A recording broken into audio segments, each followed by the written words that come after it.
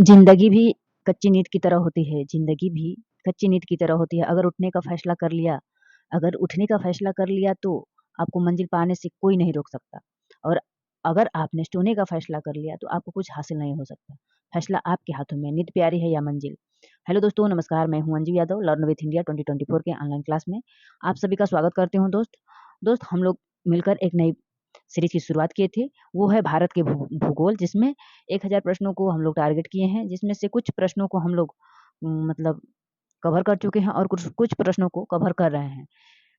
इस सीरीज की मुख्य विशेषता ये है कि सबसे पहले हम लोग टॉपिक को डिस्कस करते हैं ओरली, उसके बाद उससे बनने वाले प्रश्नों को देखते हैं। तो इसी सीरीज में आज हम लोग भारत की झीलों को देखेंगे और उससे बनने वाले सभी प्रश्नों को देखेंगे।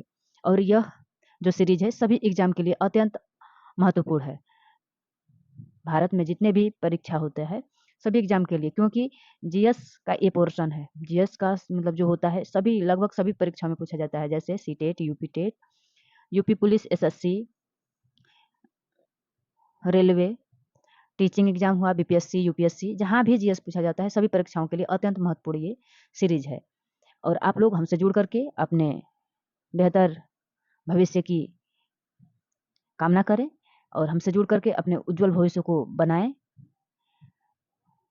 चलते हैं बिना समय गवाए अपने मेन टॉपिक की तरफ। चैनल पर नए हैं तो सब्सक्राइब कर लीजिएगा, इसके साथ साथ शेयर भी करिएगा ताकि जिस ज़रूरतमंद को इसकी आवश्यकता हो उसके यहाँ ये वीडियो पहुँच जाए। और वीडियो जब देख लीजिएगा तो अंत में लाइक ज़रूर करिएगा, नहीं तो डिसलाइक कर दीजिएगा, लेकिन इसका कारण ज़रूर बताइएगा कि क्यों आपने डिसलाइक किया। और लाइक, शेयर और सब्सक्राइब ज़रूर कर लीजिएगा। चलते हैं अपने मेन टॉपिक की तरफ।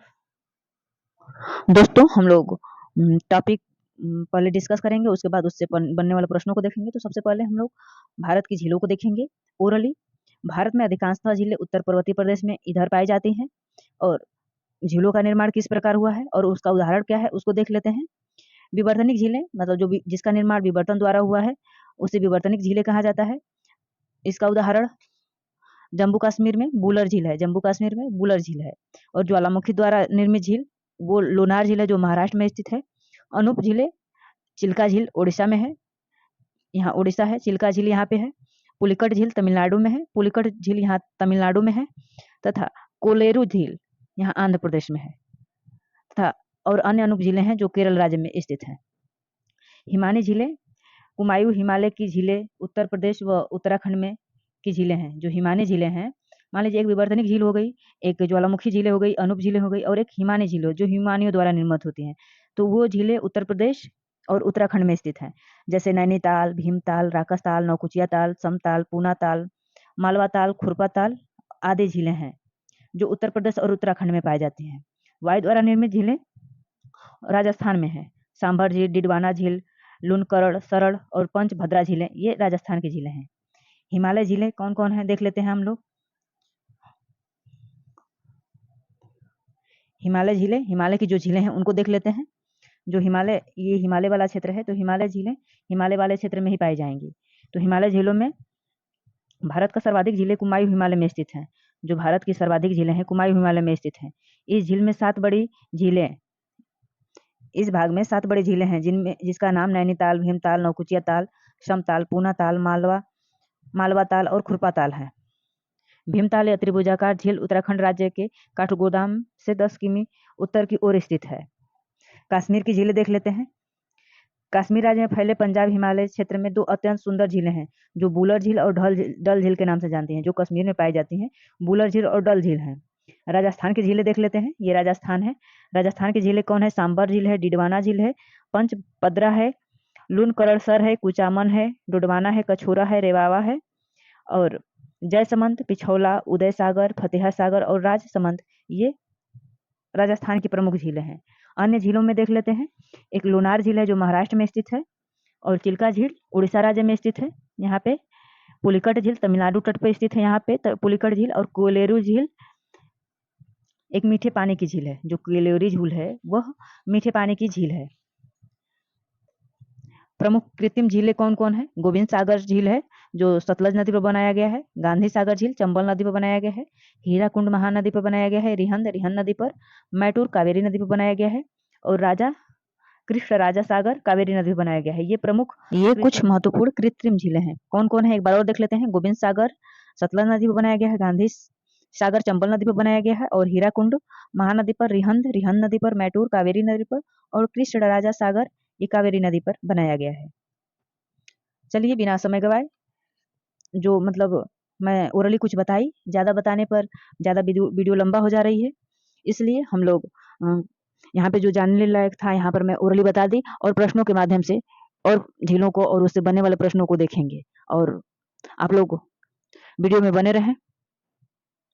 भारत की प्रमुख झीलें जो क्लास नंबर 7 है, और प्रश्नों को देखेंगे, इसके साथ साथ जो इनसे और जीएस जीके के प्रश्न हैं बनने वाले, उनको भी कंप्लीट देख लेंगे। और आज का पहला प्रश्न है, भारत की सबसे बड़ी तटीय झील कौन सी है? तो भारत की सबसे तटीय झील चिल्का झील है। यह उड़ीसा राज्य में स्थित है, और यह एक खारे पानी की लैगून झील है। यह नौसेना का प्रशिक्षण केंद्र भी है। यहाँ पर वर्षा ऋतु में चिल्का झील को दाया और भार्गवी नदी द्वारा जल प्राप्त होता है। चिल्का झील को किन दो नदियों से जल प्राप्त होता है? दाया और भार्गवी नदियों से। इस झील की लंबाई 6500 किलोमीटर है, और चौड़ाई 8 से 20 किलोमीटर है, और गहराई 2 मीटर है। हम लोग यहाँ पर व्याख्या सहित लगभग सभी प्रश्नों को देखेंगे, और वीडियो के अंत में जब ये प्रश्न खत्म हो जाएंगे तब इनका मैं टेबल बनाकर लाई हूँ, ताकि उसको रिवीजन करने में पहले ओरली देखिए, फिर हम लोग इस तरह देखिए व्याख्या सहित, अब अंत में हम लोग टेबल के माध्यम से देखेंगे, ताकि 2-3 बार देखने से प्रश्न दिमाग में बैठ जाएगा। आप लोग वीडियो में अंत तक बने रहें। यदि आप मेरे चैनल पर नए हैं तो सब्सक्राइब करिएगा, और साथ साथ अपने दोस्तों में और ज़रूरतमंदों के लिए शेयर करिएगा, और लाइक कमेंट जरूर करिएगा कि मेरा पढ़ाया हुआ कैसा आपको लगा। दूसरा प्रश्न है, भारत की सबसे अधिक खारे पानी की झील कौन है? तो भारत की सबसे अधिक खारे पानी की झील सांभर झील है, जो राजस्थान में स्थित है। सांभर झील का क्षेत्रफल 230 वर्ग किलोमीटर है।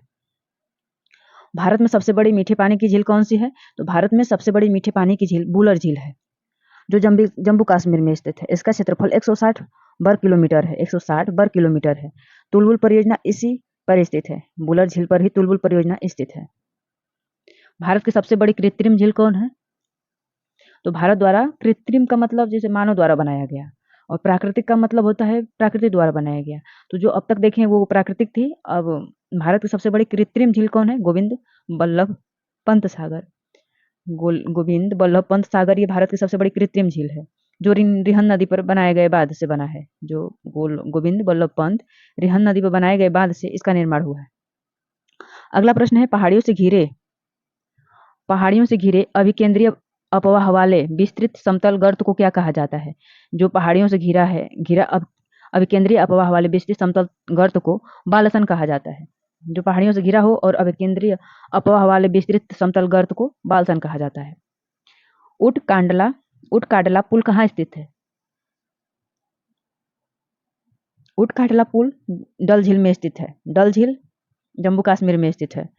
भारतीय राष्ट्रीय कला एवं सांस्कृतिक धरोहर ट्रस्ट ने जर्मनी की सहायता से 17वीं शताब्दी में उटकाडल पुल का पुनरुद्धार करने का फैसला किया था। 17वीं शताब्दी का ये बना हुआ पुल है, जो डल झील में स्थित है।